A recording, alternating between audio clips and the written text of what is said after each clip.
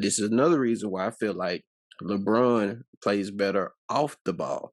Because if you go look at when he was in Miami, he was backdoor lobs all day. Right. You know, cut through the paint while D Wade got somebody on the block and he cut to the paint. He's better off the ball. But now when you watch him on the ball, even in LA, he gonna dribble. Yeah. Okay, he finna pull up. He's about to pull up for a three. When he does this, he about to pull up for a three. All right. So and if he doesn't do that, okay, he gonna dribble. He's gonna drive and kick out to the corner. Yeah. Like, come on, man. Like, you notice he gonna dribble the air out the ball until there's 5 seconds left on the shot clock, and if he don't finish at the rim, he gonna kick to the corner.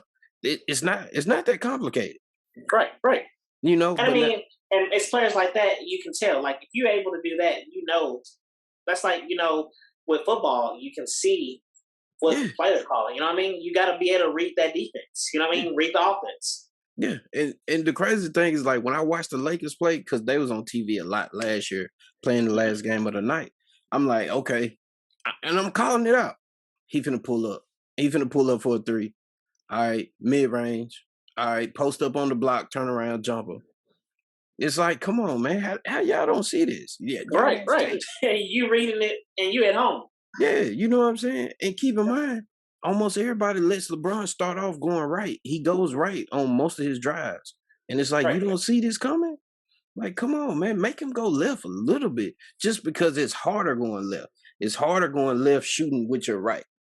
Yep. It's harder going left passing to your left, because that's just not your dominant hand, Exactly. But, that's just me. Right. No, everything you saying, man, I agree with you. You are now listening to the Reallyjeffpodcast. Reallyjeff.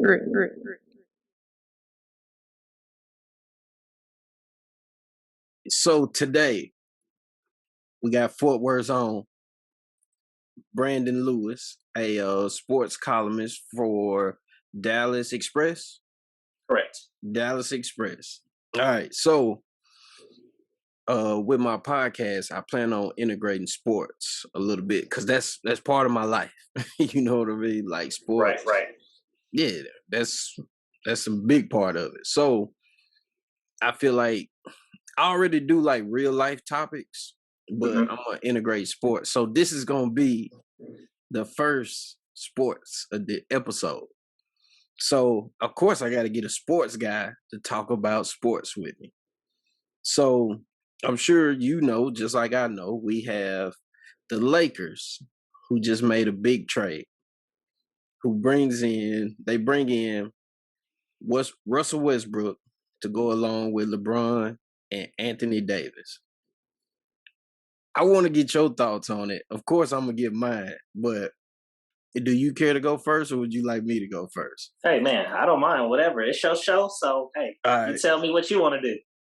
All right, well, I'm going to start off with this. I think it was a horrible trade, so to speak. Not all the way around, but I think for this year, it's a horrible trade. This is why. Who gonna shoot the ball? Right. Right. First, that's the first thing. Who is gonna shoot the ball? Do I think it could work? Yeah, a little bit. But I think it's a horrible trade for now. But as far as post LeBron, I think it's a great trade. Because once LeBron is gone, everybody probably knows Russell Westbrook has always had a good relationship with his big men as far as passing on the ball on the court. So I think him and Anthony Davis could be great together. But him, Anthony Davis, and LeBron together, I mean, it's just going to be a bunch of mid-range jumpers. Right. I agree with you on that. I agree with you. Dunks and layups. But, yeah. But let's feel free to go ahead with your thoughts. All right. Well, number one, I'm going to start with the Lakers itself. Like, here lately, I feel like they're chasing championships. So they're going out to get anybody that they can. Like you say, who's going to shoot the ball? that you got many egos that you're already dealing with when you bring in these, past stars and current stars that's on the, the rise to LA. Now, Russell Westbrook is more a facilitator. You know what I mean? Dishing the ball out and stuff like that. But, like I say, I don't think it's going to be like a horrible trade in the future, like you said, long term. But right now, yes, I think so. Because as you can see, yeah, they won a championship already. But now we're starting to see that the trades that they're making or the signings they're making is not actually working, because you have so many alter egos. People want to be the star, and you can't be the star. Like, you need to have a team where you build, the stars, not bringing in stars just to win a championship. And LA didn't used to be about that. LA just brought, had their stars, they created them, and now I feel like they're going away from the Lakers way, as they say, like with the Patriots, but the Lakers way, because now, like I say, they're chasing championships, and that shouldn't what it should be about. You know what I mean? It should be like, we all come in, let's work together, and let's go win a championship, not, we haven't did nothing here lately, let me go get my homeboys, call them up, hey, join me in LA. So, I mean, like I say, right now, I don't think it's a good trade, but possibly long term, I think it'll all work out. Right. Yeah. I agree with you. As far as the long term, I don't think it's a good trade right now. I also agree with you with, I really feel like, first off, I'm not a fan of Rob Pelinka, but I feel like he's chasing star status names to go with LeBron. I mean, if you just look at when he first came in, you get LeBron. Well, LeBron was already there, but you got LeBron. You trade for Anthony Davis. It worked out for you. Right. Now, look at the next season. Went terrible. And keep in mind, at the beginning of the year, last year, everybody was like, the Lakers got better. They got younger. And I was like, how? You got you brought in a bunch of mediocre shooters. Then I don't like Frank Vogel either. I don't think he's that good of a coach. I mean, he's decent, but he's not that good. Right. You brought in a bunch of mediocre shooters from KCP. Danny Green, when Danny Green was there, you see how quick that went bad. Right. But, Wesley Matthews, J.R. Smith. You even brought in Dion Waiters. Yeah. You know what I'm saying? And it's like, dude, nobody is a knockdown shooter. And you see what happened when they got to the playoffs. If LeBron don't score, nobody really scores. If LeBron and AD don't score, nobody really scores. Right. So it's like, I feel like it's going to be the same thing happening again. Like, unless you get a bunch of people, I mean, come on. Your big three is $120 million toward the salary cap. The salary cap is what, 130, 136? Yeah. And actually, I think with them three, it might be 130 million. So you're gonna have to bring in a bunch of veteran minimum players. If I was a veteran, I'm not biting the bullet for LeBron. I'm sorry. Yeah, I agree with you on that. Yeah, but I agree with you. Because I always said, all this jumping from team to team. I mean, my thing is, I feel like he was chasing championships from the get go. I mean, he proved his point. I like that he went back to Cleveland. Close to his hometown, Akron, and won a championship. But also, you got mixed emotions. From every stop he'd have made. Cleveland. I respected him when his first stop in Cleveland. He didn't have a supporting cast. You know what I mean? But he led the team on his back against the Spurs. But I mean, they couldn't close it. And then he jumped ship, went to Miami. Won 2 there. With Bosh and D Wade. And then jumped ship again. Went to Cleveland. He won 1, and then jumped ship again. Now we're in LA. I feel like, it's just all about star status, and you already proved your point. Why do we need to keep going, getting all these? To me, some of them are washed up, in my opinion, who already had their time with other teams. Now, let's just go on and be, homies and everything. It's kind of like they playing street ball, you know what I mean? Let me call up my boys and, we'll run a pickup game or something like that. Right. And see, to me, it's like, has nobody noticed that formula really isn't working? Like, to me, I don't feel like people need a big 3. I feel like you need a big 2. Yeah, I agree with you. Just because you need the salary cap relief, not to Right. mention Westbrook, James Harden. Everybody thought it was gonna work because they friends off the court. And I'm like, dude, how's that gonna work? Both of them are ball dominant players. Right. Harden don't move without the ball. Westbrook will, but for the most part, he needs the ball. And you see that went sour fast. Right. Harden and Chris Paul went sour fast because both of them, their games don't complement one another. Exactly. And and to me, it's the same thing with LeBron and Westbrook. Actually, I think Westbrook coming to LA is gonna be bad for LeBron. And this is why. Westbrook is a dog. He gonna play hard every minute he on the floor. LeBron is passive. Right. LeBron takes breaks on defense, and he'll take breaks on offense sometimes. Keep in mind, with the ball in hand, Westbrook likes to push the pace. The Lakers, the last 2 seasons, have been one of the slower teams as far as pace. Right. Right. So therefore, if Westbrook got the ball and he's pushing the pace, what LeBron gonna be doing? Yeah, just taking it easy. You know what I mean? Yeah, I agree with you. And the thing about it is too, I think what it is, a lot of people saw what the Spurs were doing as far as with the big 3. But again, I go back to that. They created stars. Nobody, I mean, of course, people heard of Tim Duncan, but nobody knew about Manu Ginobili and Tony Parker. You brought them together, their mesh. You didn't go get them from other teams where they already got their star status and brought them in to win championships. No, I love what they do in San Antonio, not just because they're my favorite team, but they're a great model to go off of. I mean, now they're all folded because they're all gone now. But the thing about it is, if I'm going to look on a franchise, that's a franchise I want to look on to because, like I say, they create stars, they mesh together, work well. You didn't have any egos thinking that they're better than anybody. No, I want the ball. I'm going to get all the stats. I'm going to get the stardom. No, but that's what I'm seeing in LA, and that's why I'm not a fan of the new Lakers. And I'm going to say the new Lakers because the old Laker teams wasn't like that when Kobe was there. Magic. Who else? Shaq. You know what I mean? All those people, even farther back than that, before I was even thought of, they didn't have that model of, I'm the star. It's all about me. Now we have in the NBA where we have player coaches. That's another thing I want to lead to. We have LeBron running the show. You know what I mean? It shouldn't be that way. He's the player. Yeah, he's your star player, but you still have to. He had to stay in his place as a player. Let the general managers handle what they do.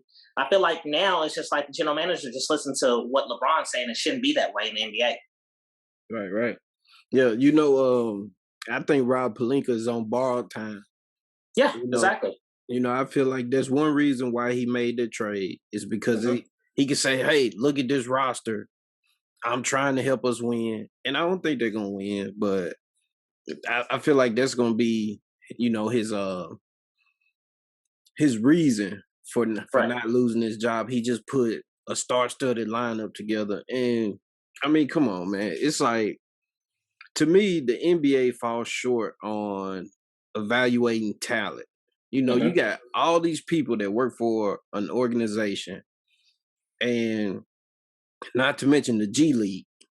Right. But how do you let a lot of people that's like kind of up and coming now, like on the rise, kind of like when I say this, I mainly think about Christian Wood. Okay, yeah. You know how many teams Christian Wood bounced around on before he got to Detroit and balled out and then went to Houston? But he's been balling off the bench for some years now. Right. Which is crazy. And it's like, how did nobody see the skill set in Christian Wood before? Like I play daily fantasy. So I gotta look at this. Right, and, right. I gotta see who does what in a short amount of time, because you're gonna have to take a cheap player, from the list. And in a short amount of time, he was doing good numbers like almost every night. So it's like how he slipped through the cracks. It's some more people like Chris Boucher, play for Toronto. Mm-hmm. Chris Boucher is a per minute beast. Correct. How did he fly under the radar? And you got all these people that work for a team, and you got the G League. And it's like, man, they miss so many people all the time, man. It's like, I don't even have faith in them. That goes back to the scouting department. They're not doing what they're supposed to. Did you hear the rumors before the Westbrook trade broke that they were looking into getting Buddy Hield? Yeah. That was in the works. I didn't look more in depth on that, but I don't know how that fell apart. You know what I mean? Would you rather have Buddy or would you have rather had Westbrook? That's my question for you. Okay. So let me just throw this disclaimer out there. Brandon is an OU fan. So I would take Westbrook all day. Mm-hmm. To me, I call Buddy Hield Mr. Inconsistent. And I mean, for one, he's really only good just to shoot the ball, really. But he really like a modern day J.R. Smith. Okay. When he's on, he's on. Right. But when he's off, he's horrible. Mm-hmm. You know, so yeah, I would take Westbrook all day because give me the energy and the effort. I don't care if you and this is why I feel like the Lakers could still be decent because I don't care if you're the best shooter or not. Give me the energy and the effort, right. Which is one reason why I'm not surprised that Milwaukee won the championship. You know, so keep in mind, I play daily fantasy. I tell people all the time, I'll take Giannis any day over LeBron when it comes to daily fantasy because I know Giannis is going to give me everything he got. LeBron might come out slow, shoot terrible the first half, have a big third quarter, and then be passive in the fourth. And I know Giannis not going to do that. Giannis got that killer instinct. You know what I mean? He trying to kill something when he out there. You know what I mean? He was hungry this season, but he also had a good supporting cast, you know, that Drew Holiday trade and having Chris Middleton. Chris Middleton stepped up big time, you know. But Giannis definitely proved a statement on that last game. He let you know, hey, we taking it. And that man put up 50 points. That's crazy. Man, the last game, the whole series. Yes. Man, he balled out the whole series. Keep in mind, he just injured his knee. Right. And bounced right back and kept balling every night. You know, going back to the Lakers and stuff, I really felt like they got lucky last year when they won their championship because, let me see, they played Miami. Miami really only got one star. Right. That's Jimmy Butler. They got a bunch of people that can shoot, but, you know, shooting is, it's a 50-50 chance. You know, if you own, you're a problem. If you off, Bam Adebayo, he's not a real dominant scorer. And then not to mention he had to go up against Anthony Davis and Dwight Howard, JaVale McGee. That wasn't a good matchup for him. Right, know? So I feel like they got lucky by not having to play, like the Clippers or, one of those other teams like that who got two dominant threats on their team, So, it is what it is. They won. But I knew after they won, Anthony Davis wasn't going to be the same. Yeah. Because year before last, when they won the championship, I felt like LeBron pushed him to play more games than what he played because we all know Anthony Davis by now. He misses a bunch of games throughout the year. So he was questionable most of the year, but he ended up playing the majority of them games. And I felt like that was LeBron pushing him. But now that he's got that ring, you see what happened last year. Right. So I think that's going to be something else that they're not going to be able to account for with the Westbrook trade because you're not going to have the cap space to have good depth behind Anthony Davis, who's, I'm not sure if you heard, but they say that he said that he's willing to play the 5 more this year, which I think is bad for him. Right. Well, if he's playing up against a traditional type of 5. Right. Because, in the NBA nowadays, you don't really have that traditional five. Right. I mean, you got Jokic. You know, he did what he did. Yeah. But you can't really count how many players on your hand that are a true five nowadays. Right. Right. Because you got these so-called, like they say, fives out there, like swole, moving fast. You know, so hey, what can you say? You know what I mean? Basketball is different now. You know, it's not about the 1 through the 5 now. You know, it's really kind of the 1 through the 4. That's the position you know, it all depends on, you playing small ball or you go out there and play bigs, you know what I mean? Because for a minute, you know, LeBron was taking the ball down the court. He was playing the 1, you know? Yeah. And see, that's another negative that I think is gonna happen with that Westbrook trade. So it's like, okay, if you got LeBron bringing the ball up, well, let me throw this out there too. I've always felt like LeBron is better off the ball than on the ball. You know, because when he's off the ball, you have to account for him. You know, because whether he's cutting to the basket or if he makes the extra pass, you know, you can't just let him go out your sight. You know, he's dangerous. You know, he's right. You know, he can shoot it a little bit. He can pass it. You know, he can finish at the rim. Right. So it's like, okay, if LeBron is dominating the ball, you know, basically playing point guard, what is Westbrook gonna do? You know, he would be limited to catch and shoot or off the ball cutting to the rim, which he's good at. You know, he's real good at that. Right. But then you got Anthony Davis. He's catch and shoot, you know, rim run. All right, so that's 3 out of 5 players. So your last 2 players, whoever they may be, we don't know at this point.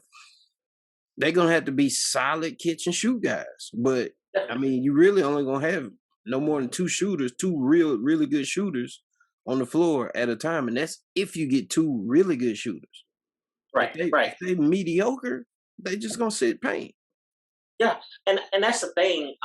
Like I say, they're going to spend all their money in one place. Yeah. But you know, they should, like you say, they're lacking, you know, the depth that they need, you know, to even succeed. I mean, yeah, of course, you know, you got these star players, but my thing is, what if these star players get injured? What are you gonna do? Right. Then that's when you have to go grab people who are washed up because you can't afford, you know, the people that's in you know, free agents that are waiting, you know, to land their spot. You know what I mean? You have to go settle for these, you know, like you say, veteran minimum players, you know, who pretty much all those that we see nowadays are washed up players. Right. Yeah, and see, that was one of the best things. Like when the Lakers won that championship, that was the best things, in my opinion, that they had going on is they had a bunch of big man depth. You know, so you had the AD. If AD go down, you can bring in JaVale or Dwight Howard, who they're not the best offensive guys, but they're good rim protectors. They're athletic. Especially like JaVale, he can get up and down the floor. Keep in mind when Anthony Davis was out at one time, JaVale McGee was balling. You know, in the minutes that he played, they were kind of splitting the minutes up. But yeah, he was balling, man. And you know he good at blocking shots, so they could kind of sew up the paint, you know, really, and that's what they did. But now, moving forward, they probably gonna have to bring back Marc Gasol. I mean, what other solid big man they gonna get? I mean, I'm sure Dwight Howard's not going back. JaVale probably won't go back. And that's crazy that you said that about Marc Gasol because I didn't really hear about him this year. Yeah. You know, that's like Paul, you know, it's like he fell off the map as well, you know what I mean? You said Paul? Yeah, Paul Gasol. Oh, okay. Yeah, his brother. Yeah. Because, you know, you used to hear about the Gasol brothers. They always used to talk about that, you know, them playing together and everything like that. But it's like when he went to left Memphis to go to LA, you didn't hear about him no more. Yeah. You know, and it's crazy. He's overshadowed. Yeah. Yeah, I really don't even remember Pau Gasol retiring. Like I remember him winning 2 championships in LA. Yeah. And He just disappeared. He just fell off the He map. played with the Spurs, I think 2 years. 2 years ago, I think. But he got injured. You know what I mean? So I mean, he didn't really, honestly, he didn't do too much. I feel like he just bought veteran presence because the Spurs haven't had a true center in a while. Yeah. And that's like we were saying, the files that's basically expiring nowadays. They're disappearing. And see, that's the crazy thing, right? With the Lakers and the cap space that they're gonna have, Pau Gasol might be an option for them. Right. Because I mean, he can shoot the three. Mm-hmm.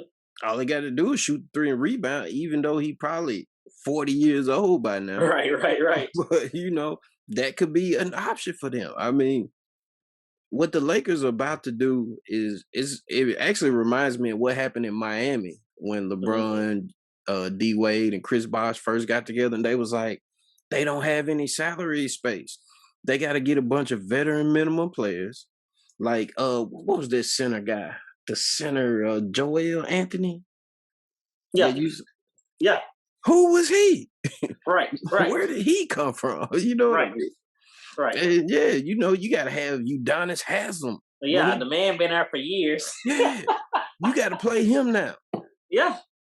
So it's like, to me, all those guys that the Lakers have are options now. They're gonna have to kind of go back to some players that they wouldn't think they would have to reach out to. You know what I mean? Because, like you say, the money is not there because they spent it on these other players and stuff like that. I mean, maybe they need to go the route of the Thunder.